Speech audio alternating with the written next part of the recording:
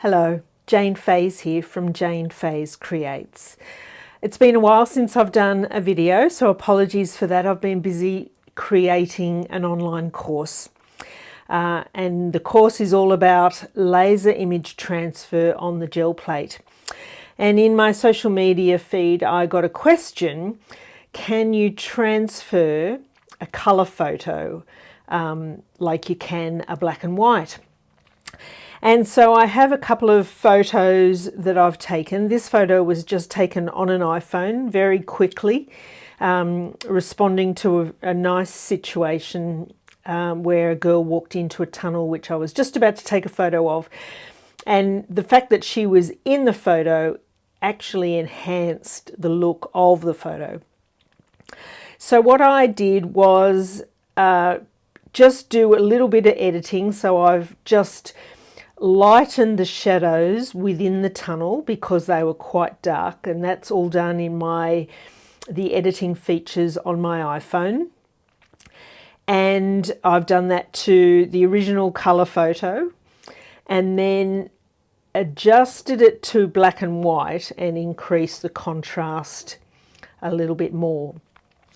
So I'm going to do an experiment with the two photos. If you like laser image transfer on the Gelplate, there is so much to learn, and I highly recommend my online course.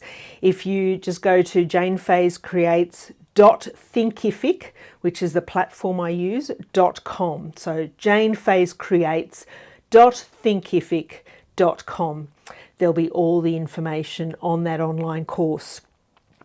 So the best way, and really for me the only way to compare apples with apples, so to speak, is to put the two prints side by side in the one pool.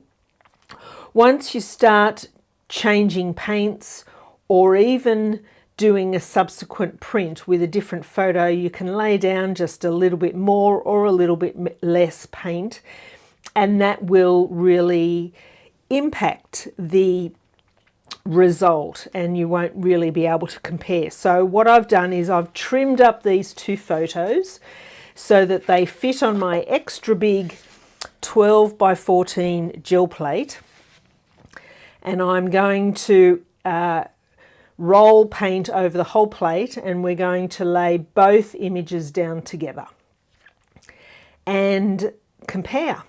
There is quite a bit of contrast in this colour photo, so I still believe that that will transfer quite well.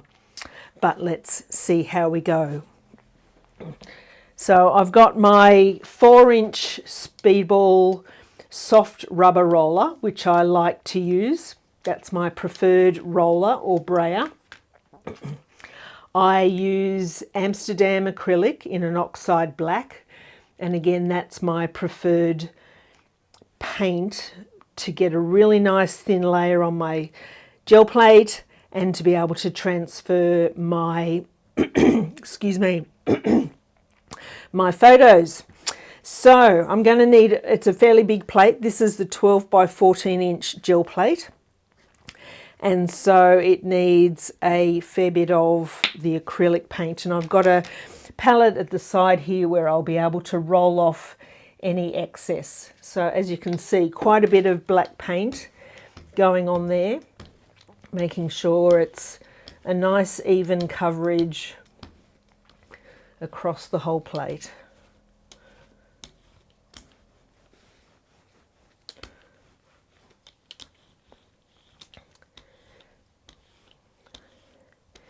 There are some tips I give in my class about how to know the amount of paint and that texture.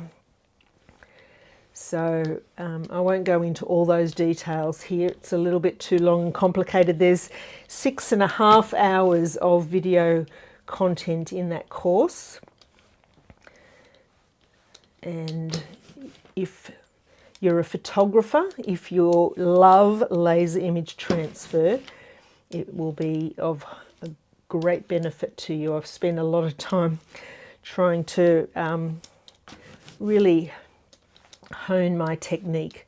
So what I'm doing at the moment is really just making sure I've got a very thin, even layer across the whole plate. It does take a bit of time.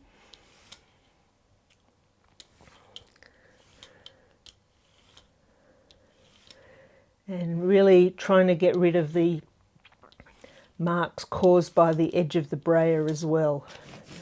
Okay, so I'm going to start with my black image. Put that nice and close to the edge. Ease it down. And now my colour.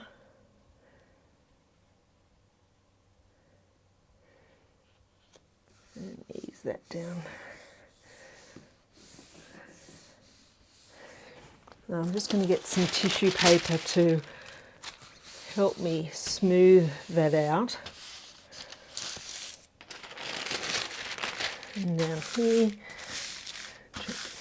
so I don't get too messy hands, but I think I have already. So I don't leave it on for too long.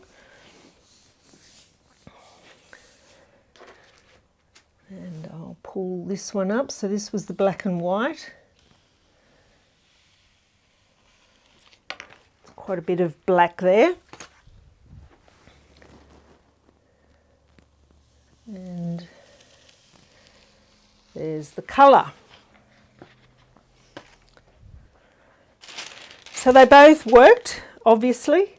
There's the black actually has a little bit more in the shadows, but very, very similar. So I will clean off my brayer, drop that in water and grab a clean one. And I know it's not overly popular and the manufacturers of gel plates don't recommend hair dryers, but I do believe that using a hairdryer carefully on a very low setting or cool setting does help. So I'm going to use the hairdryer now just to dry this off.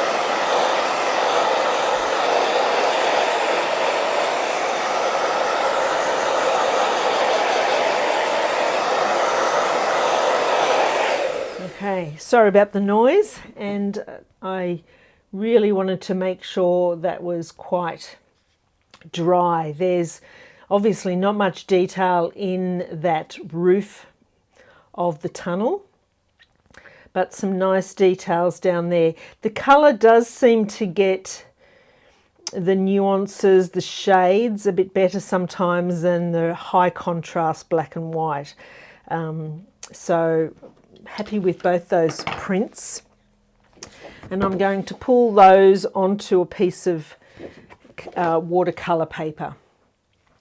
So what the medium I like to use when I'm pulling a print is Liquitex matte medium, and it acts as an adhesive almost. It reactivates the paint layer on the gel plate and helps then adhere it to my substrate. So there's quite a bit of black there, and the amount of matte medium does depend on how much black paint is on the plate. I might actually pop a little bit more on, just to make sure we've got plenty covering that plate. So again, lots of long strokes to evenly distribute that matte medium over the plate.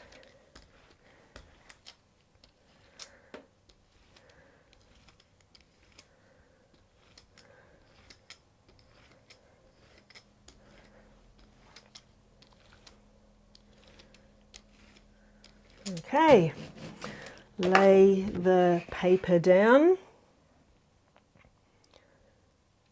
I like to catch one edge and smooth it like that. It's a little bit shorter than the length of my gel plate, but that's okay. Again, I'll just mop up those edges with some tissue.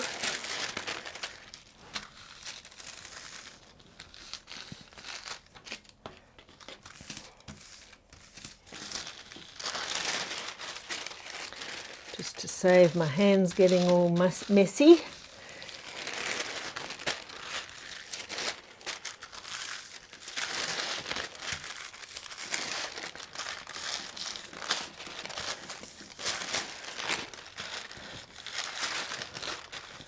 Okay, so now I'll just use the hairdryer again. Excuse the noise.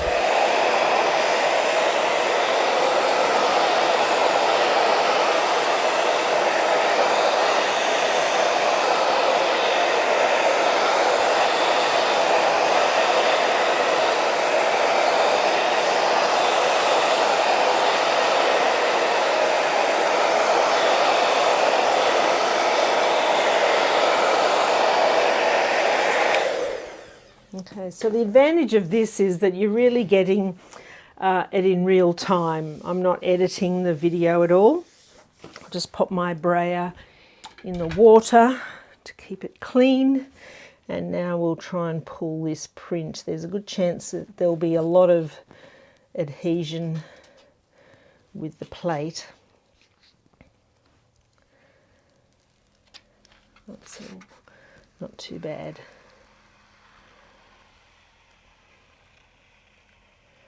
So it's coming off nice and cleanly. It's very dark. It's coming off quite easily.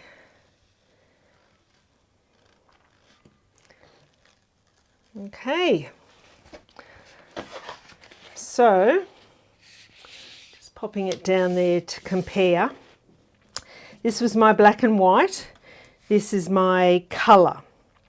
Now, there, as I said, there was some, I did increase the contrast a bit more on the black and white, and it really does make a difference in some of these shadow areas. If I'd probably gone with even a thinner layer of black acrylic, it might have held a bit more detail here.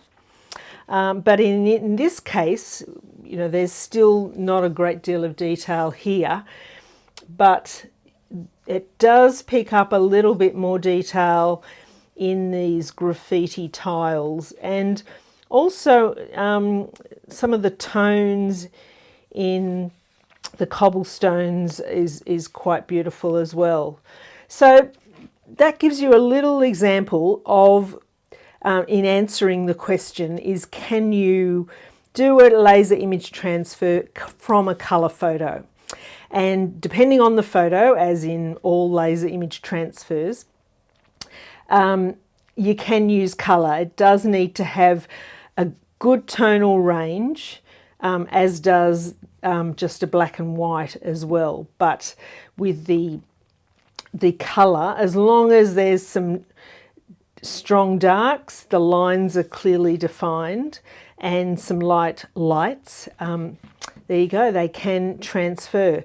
If you like this style of gel printing, particularly image transfer, if you love using your own photos, I highly recommend my course, Laser Image Transfer. It's the complete guide. We go right back to photography, how to edit in your iPhone, your smartphone, or on your tablet, through to what to ask for when you're getting your laser prints done, and then the all-important transfer method. And so that will just cover everything. As I said, 6.5 hours of content. It just covers the full process. So if you want more, we'll put the link in the comments, in the description below this video, but also for the website, it's janefayescreates.thinkific.com. And thanks for watching.